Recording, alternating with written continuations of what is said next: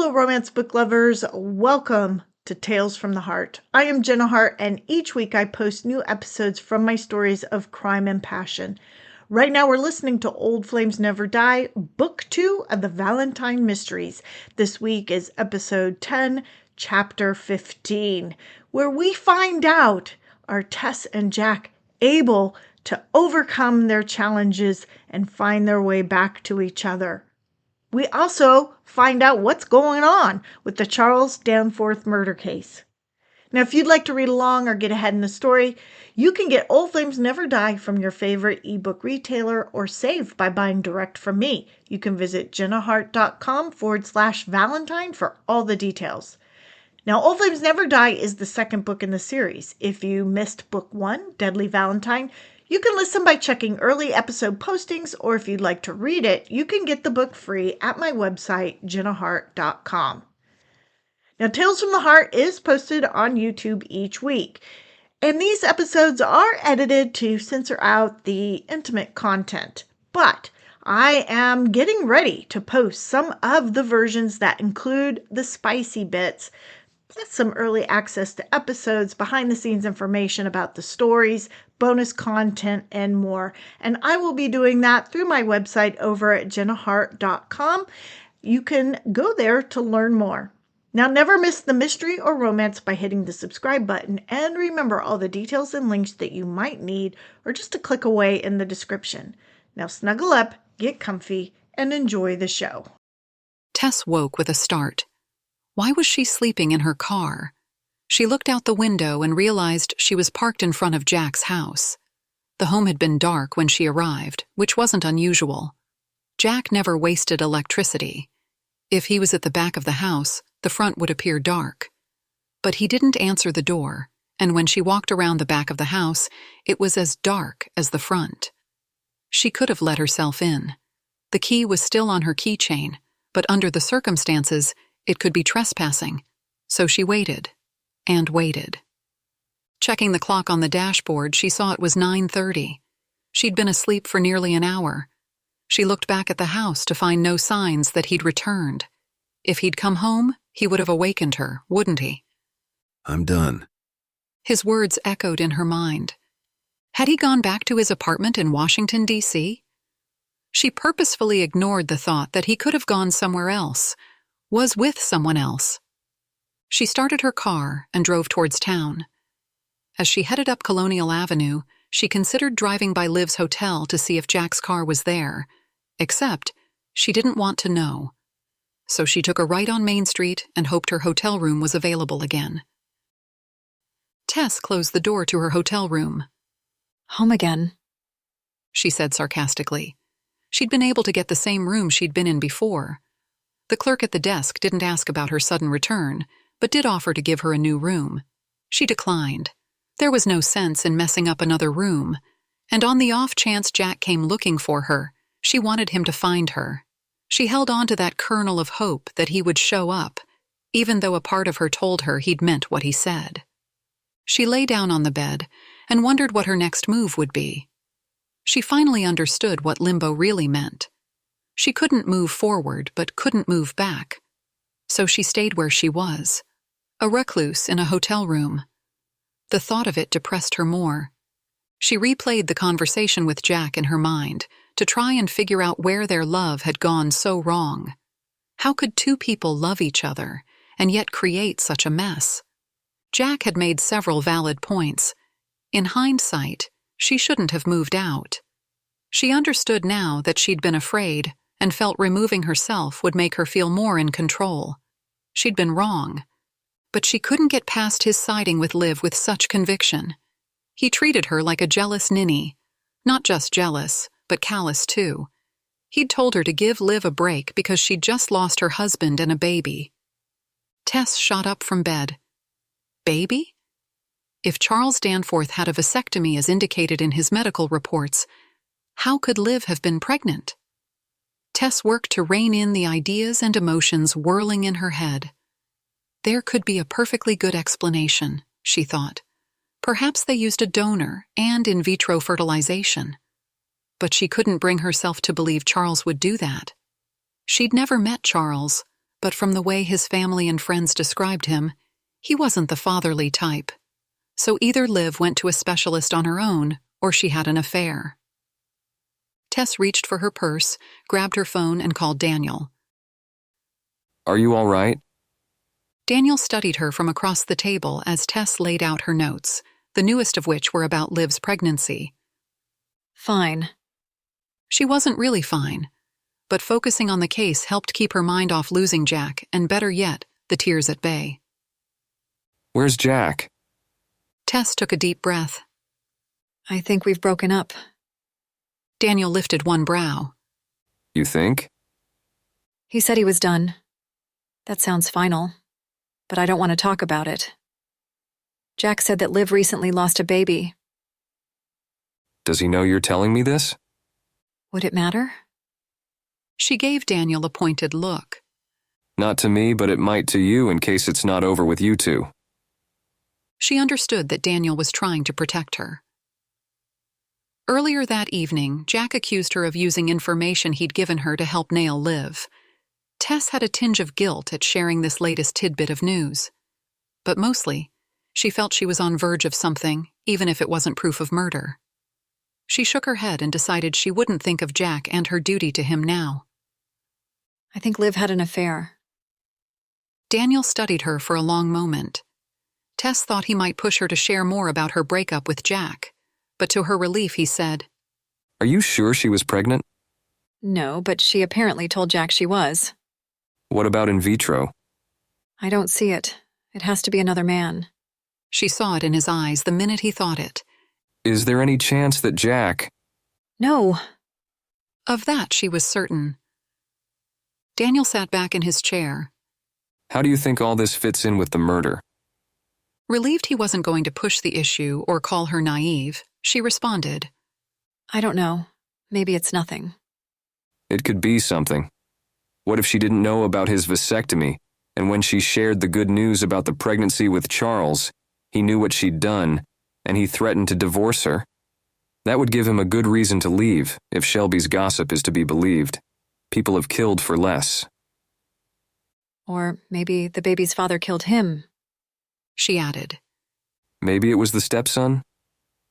Tess looked at Daniel in surprise. I'd think she has better taste. Why?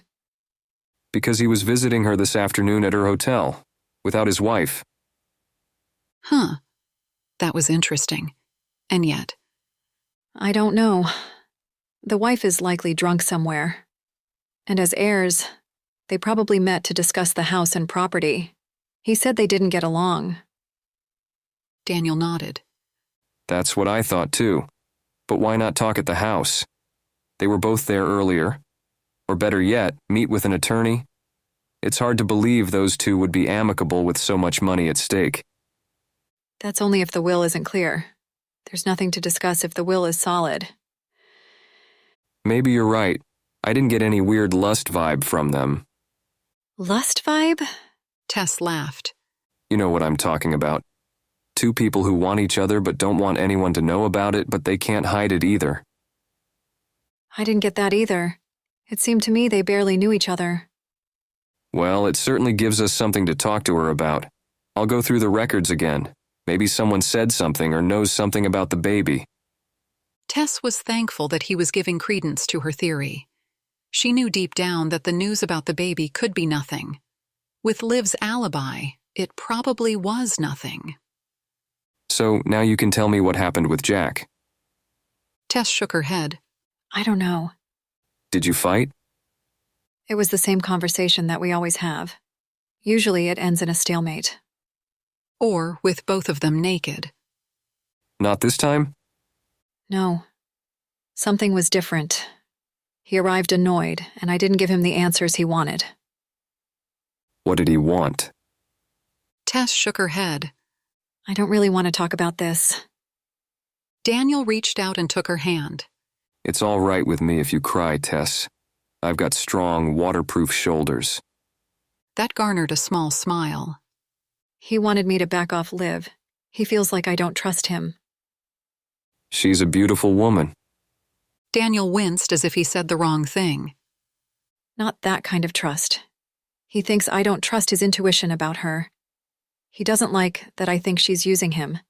He feels he needs to stand by her. I suspect even if she is guilty, he'll help her. And you feel like he's choosing her over you? Not in a relationship, but he dismisses my concerns. And so he left? He gave me an ultimatum. Either I love him and move back with him, or I don't. Daniel blew out a breath. Wow, sounds like a Hail Mary to me. You chose not to go? I didn't have time to answer. I was so stunned at first. And before I could gather my thoughts, he was telling me he was done and leaving. Daniel shook his head. Maybe he just needs to blow off steam. Tess looked to Daniel's eyes to see if he really believed that. She could see only pity. Hey, I know. He squeezed her hands. Why don't you take a day or two away? He did it, although it didn't do much to clear his head. But maybe it would do you good to get away. Where would I go? He thought a moment. Aruba? It sounded nice, except she couldn't help but imagine Jack shirtless on a pristine beach, standing in clear blue water. Or New York. Mom says there's great shopping in New York. I'm not going with the crew. No, just you, alone with your own thoughts. Oh wait, I know. You can do a visual verification that Liv was all the places she says she was the day Charles was killed. She gave receipts. That doesn't mean she was the one who gathered them. He was trying to give her an excuse to get away, and she appreciated the effort. Especially since it wasn't likely Liv had people visit the spa and shops in New York to get receipts to cover her alibi. Still, getting out of town did sound appealing. The four walls of the hotel room were closing in. I doubt the city would pay for it. You let me worry about the city. I don't know. Tess, when was the last time you did something to take care of you? She shrugged. It's supposed to be nice up there this time of year. There you go. I'll make all the arrangements. I'll need a day. Tomorrow is the funeral, and I need to go. Tess nodded. The odds of the killer being there were high. But maybe the day after. I'll give you a call tomorrow afternoon when I know. Okay. Okay. He stood and pulled her to a stand. Then he pulled her to him, wrapping his arms around her. At first, she was hesitant. She didn't need him, thinking that with Jack gone, he now had a chance. It's just a hug for a friend, He whispered. The kindness released the hold on her tears. Daniel held her, letting her weep. Finally, her body stopped shaking and her tears abated. I'm sorry. Don't be stupid, Brad. You hurt. Before she could respond, her phone rang. Maybe that's him. Daniel said. God, she hoped so. Her caller ID indicated otherwise. Hey, Tess. Kate said on the other end. The gals and I are at Tolliver's, and I was thinking you might want to join us. Tess swallowed the lump in her throat and willed her tears to stay at bay. No, thank you. What's wrong? Nothing. Liar, I'm coming over. You don't have to come. Daniel is here. There was a pause, and then Kate said, I'll be there in 10 minutes. Tess tried to tell herself that Kate was being a friend, but she knew a part of her insistence was to see Daniel. Well, maybe he'd finally notice Kate. Then at least someone would be happy. Kate's dropping by. Tess told Daniel. The reporter, Kate? Tess nodded. Daniel frowned and began to sweep up Tess's case notes. She's not coming for a story. Tess rolled her eyes. But she'll report it if she sees it. Tess wasn't sure why Daniel was so paranoid about the press, but she supposed he was right. She helped him file the papers back in her briefcase. Do you want me to go? He asked. No, I could use the company. It was the first time that she wasn't pushing people away. That was progress, right? Progress made in part from her relationship with Jack. The knock at her door pushed the thought of Jack out of her mind. That was fast, she said as she made her way to the door. Where is he? Brad pushed his way into her room. He stopped at the sight of Daniel. He turned, giving Tess a disapproving glare. Don't look at me like that, you hypocrite. Tess wanted to slap him silly. I cheated because I'm a jerk. You're not a jerk, Tess. Hey, wait a minute, Daniel said. Tess introduced them, even though they had met years before when she was engaged to Brad. Daniel had remembered, but Brad, of course, hadn't. Where's Jack? Brad finally asked again. If he thinks I'm going to stay in this podunk town where everything closes at 8, he's got another thing coming. He's not here. Did you try his house? Tess really didn't want to get into it with Brad. Why would he be there when you're here? Tess sighed. Oh God, are you two fighting again? Not only will I be stuck in this town, but he'll take my office. Why can't you keep him happy, Tess? You're out of line. Daniel stepped closer to Brad. Tess watched as Brad eyed Daniel from head to toe. She rolled her eyes when she realized that Brad wasn't intimidated by Daniel, but instead attracted to him. A knock on the door interrupted the odd moment. Sorry I took so long, but it sounded like a wine and chocolate night. Kate strode into Tess's room. Oh, are we having a party? A pity party, Said Tess, referring more to Brad than herself. Fun. Tess introduced Kate to Brad, and then Kate went to work to hostess the impromptu party by pulling plastic wine glasses out of her bag. Is that boxed wine? Brad scrunched his nose at the sight. Tess thought for sure he'd leave now. She was pretty sure he'd never had wine that was less than $100 a bottle. Yep, the best to fix what ails you. Kate said unapologetically. Want some? I do. Brad said with an enthusiasm that surprised Tess. He took the wine offered and drank. Wow, that's really bad. He held the glass back towards Kate. Fill her up. Once they were all served wine and ample amounts of chocolate and were seated around the small hotel table, Kate asked, So why are we here? Tess pissed Jack off. Brad said. Me? You don't know that. Brad shrugged. So you and Jack? Kate let the words hang. I think so. Think so? What does that mean? Brad asked. His last words were, I'm done. The burn of tears in her eyes threatened, but she worked to hold them back. That sounds final. Kate agreed. He'll be back. Is there more of this stuff? Brad pointed to the chocolate. How do you know? Daniel asked. Because I know Jack. So does Tess, and she thinks it's over. Kate handed Brad more chocolate. She doesn't know Jack. Brad laughed. Get it? Don't know Jack? Ha ha ha. Brad shook his head, clearly disappointed that his party friends didn't find his play on words funny. I know Jack better than anyone except maybe Cora. I know that in his mind, Tess is the one. He held up his index finger to accentuate the one. And because of that, Tess must have done something to piss him off. But he'll be back. Me. Maybe he pissed me off. If that were true, we wouldn't be having a pity party and you wouldn't look like you're going to crumble any minute. This time the tears did come. Kate moved her chair and put an arm around Tess. You're a jerk, you know that? Brad nodded. I do. But I also speak the truth.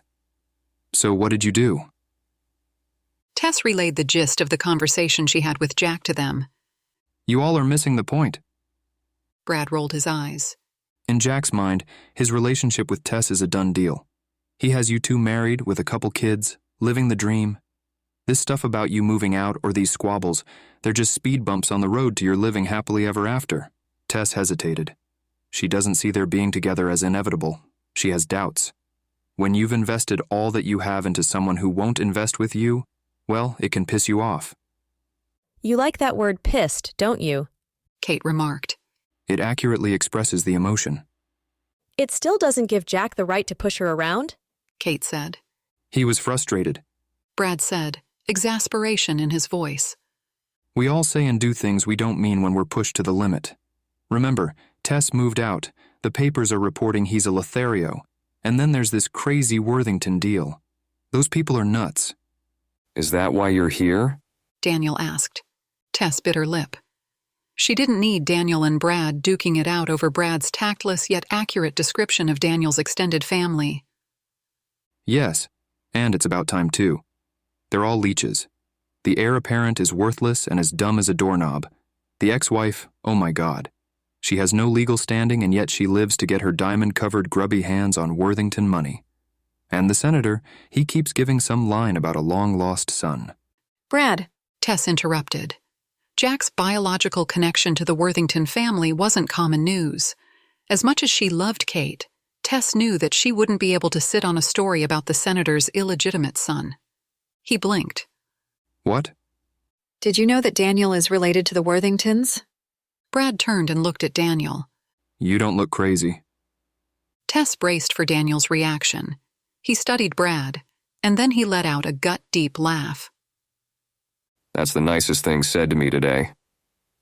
Tess studied her diverse group of friends and realized that while her first instinct would have been to keep to herself, she was glad they were there.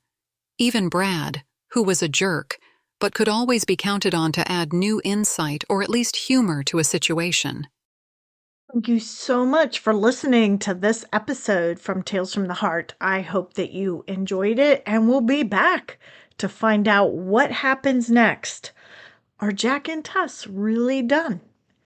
Now remember, if you'd like to read along or get ahead in the story, you can get Old Flames Never Die from your favorite ebook retailer or save by buying direct from me. All the details and links you might need are just a click away in the description. Make sure that you don't miss the next episode by hitting the subscribe button so you know when it's posted. Thank you again for listening, and until next time, this is Jenna Harte wishing you peace, love, and happily ever after.